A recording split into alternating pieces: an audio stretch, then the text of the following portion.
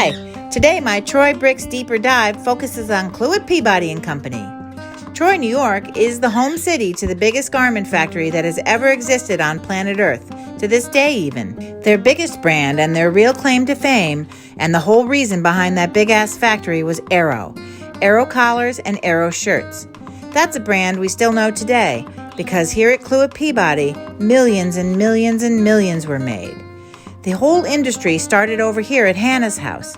Hannah took to cutting the collar and cuffs off of her husband's shirt to wash, starch, and iron them. And then she sewed them back on because it was easier than washing the whole shirt every day.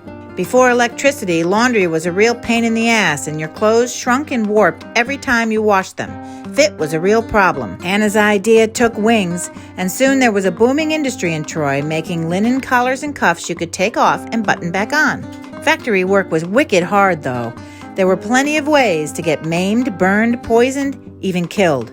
You were told how much to make, and you worked until you finished. If you messed one up, it came out of your pay. Often children worked 12-hour days, too. This is Addie Card. She started working at Cluett Peabody in 1913 when she was 12.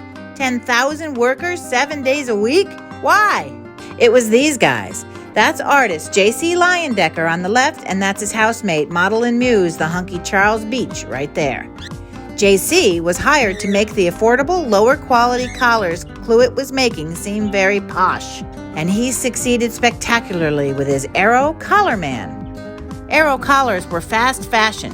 Detachable collars and being clean and handsome had come to represent luxury and affluence. A white collar man often switched out his collar and cuffs several times a day. Clean clothes were status symbols. So many more men had started wearing white collars, it was harder to tell at a glance someone's class rank, and the up-by-your-bootstraps self-made man ideal was born. Aero Collar Man represented a new kind of American man. J.C. also knew that sex sells, and he wasn't afraid to put a little steam out there. He was an extremely skilled painter with an obvious appreciation for male beauty. He used his lover and muse, Charles, to help sell a new idea of masculinity to mainstream Americans.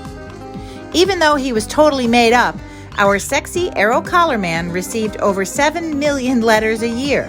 Fans proposed marriage and new business ventures. He permeated pop culture, influencing mainstream America like no one ever had before. In addition to his hunk Charles, Leyendecker painted women and dogs beautifully too.